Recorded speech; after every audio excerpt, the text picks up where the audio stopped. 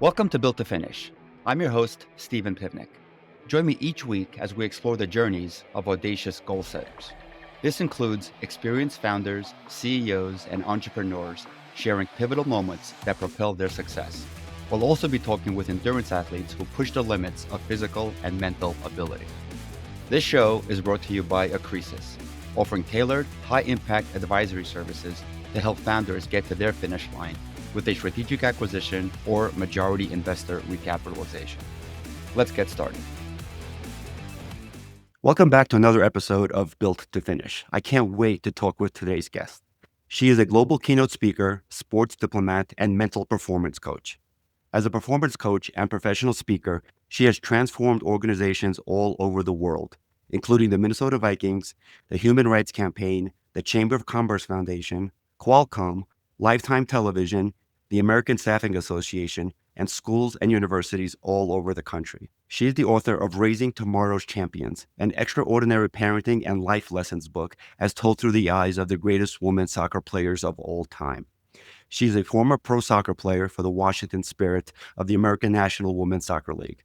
Joanna Lohman, welcome to the show. Thank you, Stephen. I'm excited to have this conversation with you. I know we share a lot of the same interests in the world, so this is going to be fun.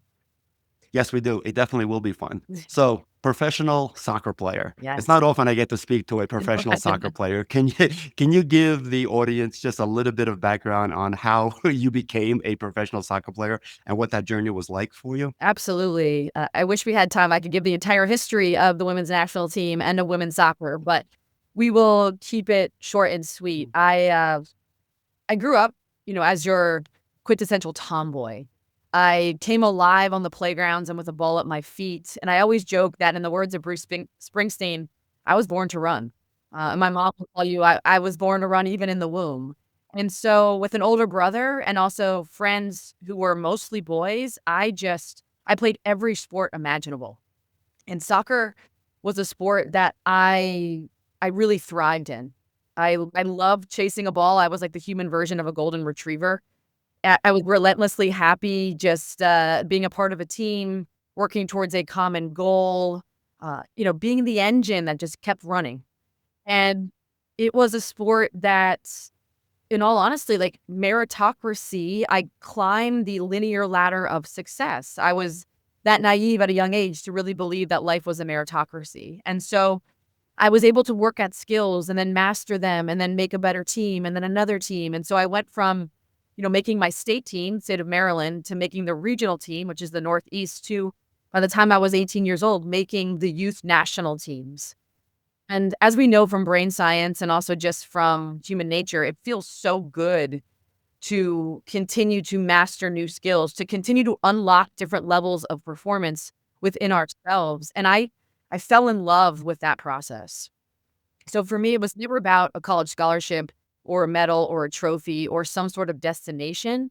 It was really about reaching my own potential. And soccer was the vehicle for which I could do that. And I ended up getting a full scholarship to Penn State University. My parents were delighted. They could not believe that soccer gave me a free education. And at Penn State, I was a great student athlete, basically a 4.0. I was a 4-time academic All-American. Big Ten Player of the Year my senior year. I was up for the Heisman Trophy of women's soccer, which is called Herman. I was making the full national team by that point, traveling internationally, missing school. So it really was the perfect rise in the game until That's an incredible accomplishment. I mean, it's incredibly hard to maintain a 4.0 period, but to maintain a 4.0 and playing at the top of your game. Yeah, I appreciate it. I think I was someone who was very internally driven.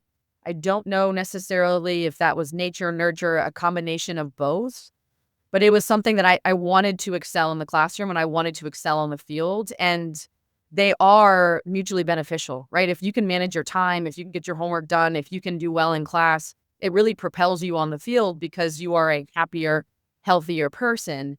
And so I took off at Penn State. I was a captain of the team until my senior year, Stephen, when I was destined to go top 5 in the first ever draft. I had my entire life planned out ahead of me. I mean, think about top 5 in the draft. That's big time stuff. And I remember it like it was yesterday. I'm walking through the quad at Penn State University. This is the spring of my senior year. And I bump into the men's soccer assistant coach. And he says to me, "Did you hear the news?" And I'm like, "What news?" He's like, "The league." I'm like, "Okay." And he said, "The league folded." And this was the league that held all of my hopes and dreams, right? This was the league that was going to launch me into the next stratosphere of stardom. And that league folded. And so overnight, Stephen, I lost what I thought was going to be my dream career and what was my purpose and mission on life. And so I really spent the next 10 years lost, traveling around the world, trying to follow my dream of being a professional soccer player. There was multiple failed leagues. I was on some teams that were really bad. I just struggled, like deeply struggled. And I think you and I can resonate through that struggle, right? It's through that struggle that we build the strength. And it wasn't really until 2015. So this is my senior year of college was about 2004, 2003. 2015, when I came back to play for my hometown team, the Washington Spirit, where everything began to crystallize. And it began to crystallize because I let go, Stephen. I let go of chasing that shadow of greatness, right? Of being the next Mia Hamm, because clearly that wasn't my path.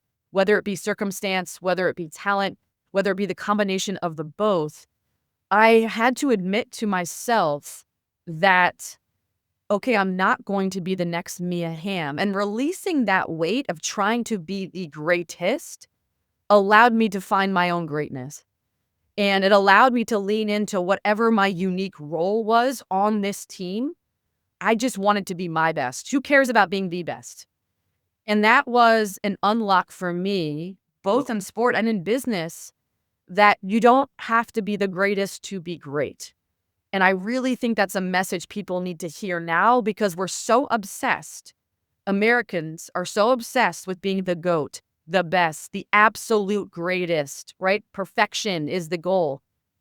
And we are really losing the lifeblood of our organizations. We are losing the people where the corporate mission and vision, where the rubber hits the road. Those are the people that if you gain traction from them, then your success, right? Your success, your corporate vision and goals are reached.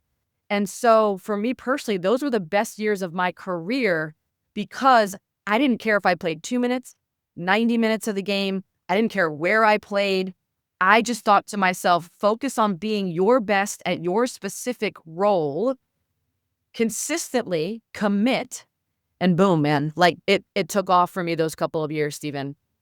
That's amazing. I mean, I firmly believe in no such thing as a coincidence. Everything happens for a reason, and all of that adversity that you went through for 10 plus years and everything else that you just mentioned, shaped you into who you are today. And I love that saying. You don't need to be the greatest to be great. So that's something people should definitely take to heart. Yeah, yeah. I think that's how we maximize our impact because we have an innate human nature and desire to contribute. And I think many people believe their contribution isn't worthwhile. And I think it's because the world that we live in is quite fractured. We have a gig economy. People are virtual instead of in person. We feel disconnected. We feel burnt out. We feel unsatisfied.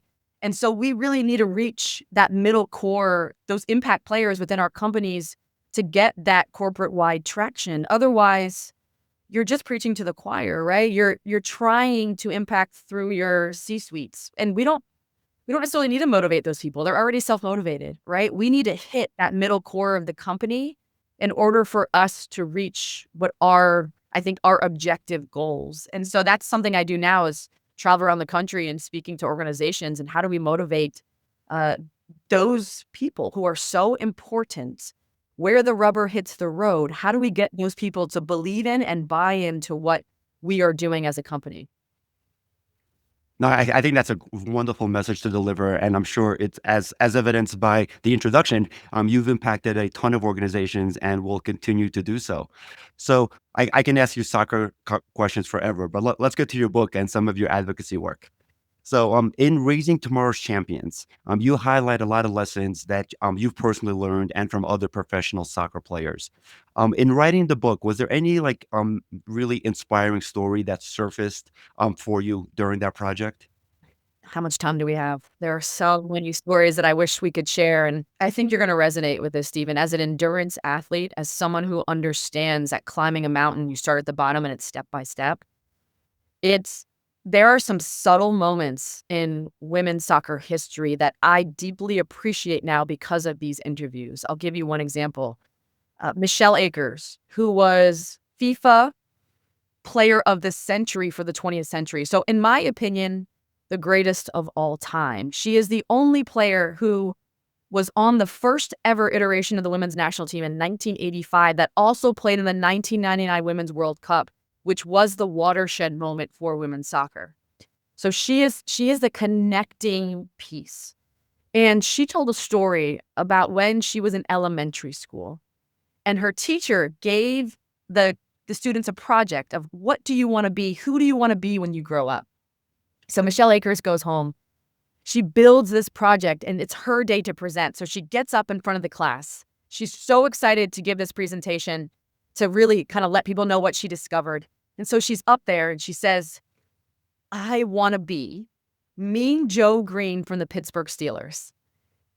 And her teacher looks at her and she says, you can't play in the NFL, Michelle. Like, that's only for men. You can't be Mean Joe Green. And this is the subtle moment where Michelle could have easily sat back down, really internalize that rejection and destroy her dreams. Instead, she said, yes, I can. She clapped back to this teacher in elementary school. She then gets sent to the principal's office. And the principal calls her mother. Her mother is one of the first female EMTs in her area, and her mother comes into school. Again, another moment, Stephen, where the mom could have agreed with the principal or the teacher and said, Michelle, listen, like, you can't be an NFL player. Instead, her mother told the principal, don't you ever tell my daughter what she can be when she grows up. So that story just struck me because progress, right? True sustainable progress happens one subtle step at a time. Climbing the mountain happens one step at a time. And this was a step, such a profound step in a quiet moment that led to Michelle Akers being one of the greatest players of all time. So to me, that's the true definition of impact. Impact doesn't have to be something loud, fist in the air, in front of 1,000 people, professing some sort of statement. It is lived in those quiet, small moments that I think have a huge ripple effect. That's one story. I would love to share the story about Mia Hamm. Mia Hamm was the first ever female athlete signed for Nike, basically, like the first ever female soccer player. And she was signed by basically a roving shoe salesman who moonlighted as a referee. So he was refereeing her college games. Mia Hamm was the best player, so she got fouled a lot, Stephen. So this referee was constantly around Mia Hamm, right? Like picking her up, helping her, getting in some good discussions of whether that was a foul or not, right? Like they had this good rapport. And when Mia finished her career at UNC, so prolific, he went up to her and said, Mia, before you do anything else, before you get a real job, come to me, right? Mia comes to him. They're in the basement of the Rathskeller at UNC, right? In Chapel Hill, North Carolina, the bottom like dungeon of a bar. And this Nike shoe salesman says, Mia, on this napkin, literally on a napkin, Stephen, tell me what you need to continue playing soccer. So she writes on the napkin, like laundry costs, right? Like this minimal amount of money. And he's like, all right, I'm taking it to Nike. And this man, Joe Elsmore, had no business going to the heads of Nike. Like, he didn't know them, but he saw greatness, right? He knew that she was this transcendent player of generations. And so he went to Nike and was like, listen, we need to sign her. And that's how Mia Hamm was signed as the first ever player for Nike. I've never heard that. I love that story. That's man. First of all, I love napkin deals. Napkin deals are some of the best deals in the world, and this is a fantastic one. So, I want to know how this resonates with you, Stephen, knowing that you're training to climb Mount Everest. Like these subtle moments, I'm sure you're finding in your training of that really make monumental impact on whether or not you're going to get to the top of that mountain. How does, how does that feel to you? I mean, it's interesting. No 2 days are the same. Some days I wake up and I go through my training plan and I feel like I've got this. Other days, when I overeducate myself on how hard this is going to be, I start doubting myself, right? And fear, uncertainty, and doubt creeps in, and I hate that. Fortunately, I've been doing this long enough where I know how to deal with that ugly little voice that creeps up, and I know how to shut him up. But unfortunately, he does rear his ugly head, and when he does, I have to shut him up and then get back to the workout at hand. Like right now, we're talking from Breckenridge, and it's -3 degrees outside. When we're done, I have to gear up and go climb up a mountain for training purposes, Um, and climb up, ski down for the remainder of the week. And trust me, I don't want to go out there, but I will. yeah. I'm interested to know, because this is a good thing to discuss, is like, how would you define success, Stephen? Like, if you don't make it to the top of the mountain, have you failed? Like, how are you viewing that? Is it the process that's the most important to you? Like, how are you juggling this? Yeah, I have already defined success, to me, the journey, right? The journey of getting ready for the actual expedition, the beginning of the expedition, the middle of the expedition. I know I'm very, very confident that I will get past base camp, advanced base camp, and camp 1 or 2. Whether I get to camp 3, 4, and the summit remains to be seen. There's a million and one factors. The biggest one being weather, the second one being my readiness, for the Herculean effort that's going to be required, and the team, the Sherpas, the ropes. There's so many factors, right? So, in order to not get disappointed with the lack of a summit, I have defined success in having just an incredible journey, learning from it, and just enjoying every minute of it. It's such a mindset shift, because now we are in a world where success is so objectively defined by the medal, by the trophy, by the top, by the stock price. And I think we're losing sight of the process. We're losing sight of the beauty of that process, right? Like the orientation, because it's not about a destination. It's the orientation of being that champion, of being that quote unquote winner. And that's really, again, going back to impact. It's showing up every single day and giving your best. And whether that gets you to the top of the mountain or not, that doesn't define who you are, Stephen. And that's how I've really tried to define my own personal success. And that's how we've defined the idea of being a champion in our book. It's about grit, it's about resilience, it's about authenticity, right? Like those are the people who really win the true air quote medals, because there is a deepness, there is a richness to their being that is often empty when we define our success through a certain objective outcome. So I love that. I love that. Agreed. Fingers crossed, I'm still doing everything humanly possible, or I will be doing everything humanly possible to summit. But again, I'm saying it here for the record, because my family knows that I'm a different person when I don't succeed at something, and I'm not going to be that type of person if I don't get to the top of Everest. I'm going to enjoy every second of it. And I think what's important to emphasize is that will help you get to summit, right? Like that mindset, that attitude will be a performance enhancer. Many of us believe that if we focus so narrowly on the outcome, that's going to help us get there, when really we just become very fragile. We become in so much angst because of the pressure involved in that we're not able to perform on our edges. So yeah, I mean, what you're doing is a performance enhancer, Stephen, and what people need to hear too. Thank you. Thank you. Mhm. We'll hope for the best. I'll keep everybody posted. So, speaking of performance and careers, you've had a really dynamic career. You've gone from professional soccer player to author to speaker to now advocate. What what were the transitions like for you in going from one to the other? Uh, I want to say they're smooth, but and clumsy. And I love how you use the word dynamic, because I do believe my career is very dynamic. The speaking started while I was playing, because I was one of the first female soccer players to come out as gay, even before Megan Rapinoe, even before Abby Wambach, before it was even really cool.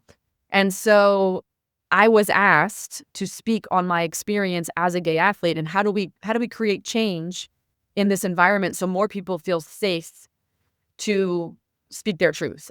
That's how my speaking career started, and my advocacy career started, because I was very vocal with who I was and how important it was to my career Because the years that I spoke of earlier with the Washington Spirit in 2015 and 2016, those were the years where I was expressing my identity in its most authentic way, and I was performing the best on the field. That is no coincidence. I had, cut my hair into what we call the Joe Hawk now. I was carving patterns into the side of my hair. I was living so honestly, and the fans, they adored me for it, Stephen. The feedback I would get when I came off the field wasn't necessarily like, hey, great goal.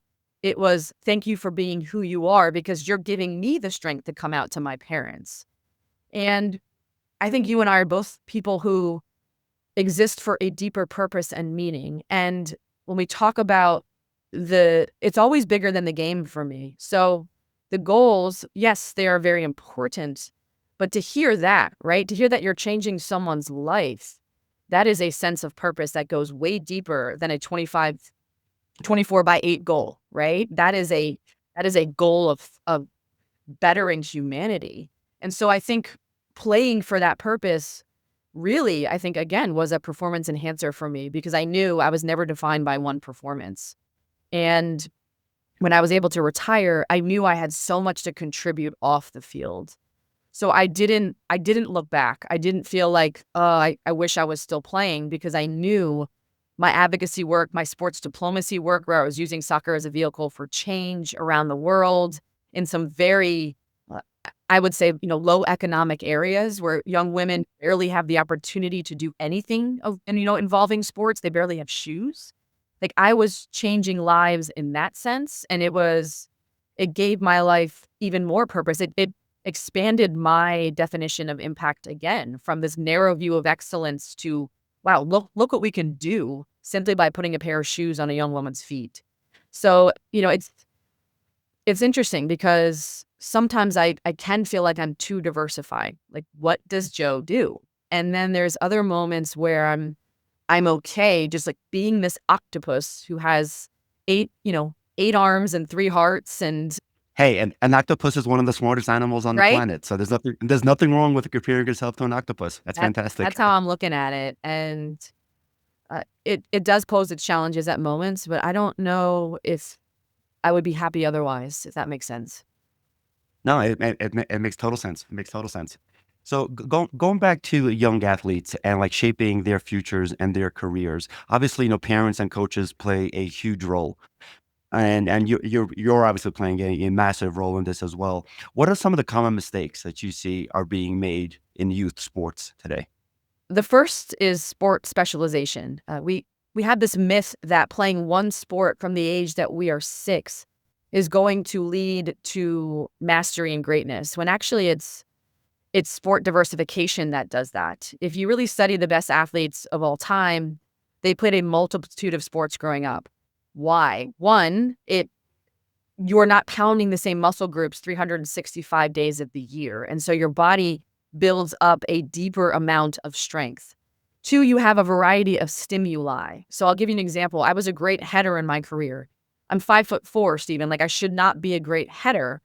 And I really credit that heading ability to throwing the football with my dad when I was a kid. I loved American football. I played with my brother and all his friends. And so judging a ball in the air, that is what heading is being able to judge the depth, when to jump, when to head it, when to meet your forehead with the ball. And I played basketball, I played tennis, I swam, and playing this variety of sports, one, you get to experiment and see which one do I like the best.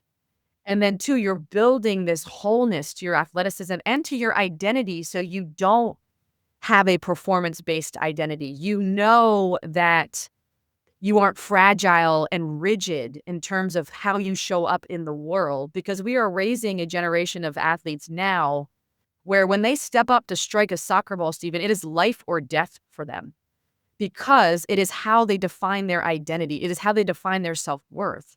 So if I don't strike this ball well, will anyone love me? Will anyone care about me? And so when we go into that survival mode, our brain, naturally, we go into fight, flight, or freeze. So we lock up. And that is not the ticket to high performance, right? Ticket to high performance is a freedom, is a lack of tension. It is a playing on our edges and being willing to make mistakes. So I think by sports specializing, we're creating kids who are very, very fragile, not just like physically, but mentally fragile, and not building this deep sense of resilience that we know, Stephen, you and I know we need for our lifetime if we're going to be successful. So I think that's the number one issue. And I think the number two issue is tied into this. It's leading with an outcome in mind. It's leading with the college scholarship, the trophy, the contract, right? That is what is driving us versus a process of falling in love with our own development, falling in love with unlocking different levels of performance within ourselves. Because that is curiosity, right? The definition of curiosity is like, how far can I take this? This is a vehicle for me to express my own greatness, as opposed to this is a vehicle that's going to get me into college or get me an NIL deal, right? It's a big difference. And again, it affects how we show up in the world. So I think those are two things that parents, if they can shift, if they can see it from a wider perspective of what are my values as a family? Why are we playing sports? I'm sure it's not to create a professional athlete. I'm sure it's to create and design all of the qualities and characteristics you build as an athlete that you and I know very well, Stephen. That's why you're climbing Everest right now. It it's everlasting and it's evergreen, but we're losing sight of that. So the advice is, I know parents are sick and tired of driving their kids to one sporting activity continuously. The advice is to drive them to as many as possible because it's only going to benefit them in the future. Yeah, and we say that because it's nuanced, right? We laugh. I think a sport is season, and you don't need to be playing multiple sports a season when their kids are younger. I think you try to stay as local as possible. You don't need to be playing in a national championship at the age of 8. And I think it's so imperative that a kid gets to be a kid. Dig a hole in your front yard. Hell, I did that in my youth, right? Me and my best friend dug a hole in her backyard. Like, that's how we spent our time. My parents were not shuttling me to a million sporting events every weekend. Like, I actually got to be a kid, which again, I thought benefited me as a person and as an athlete, because I wasn't consumed with this idea that I had to reach some sort of level. And there is a healthiness, there's a sturdiness to it that kids are lacking now because they're never bored.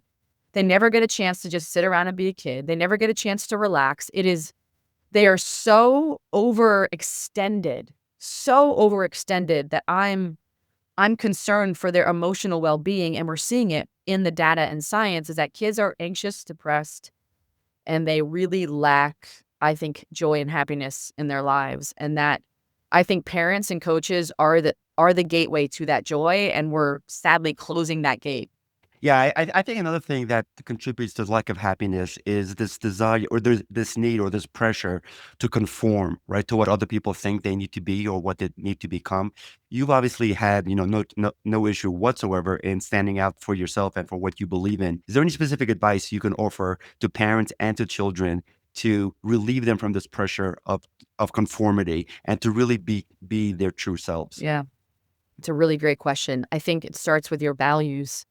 Establishing core values as an individual and as a family. So my core value has always been authenticity and courage. How do I live that out on a daily basis? It means that I'm cutting my hair into a mohawk, which is very much against societal expectations. And Stephen, that comes with consequences.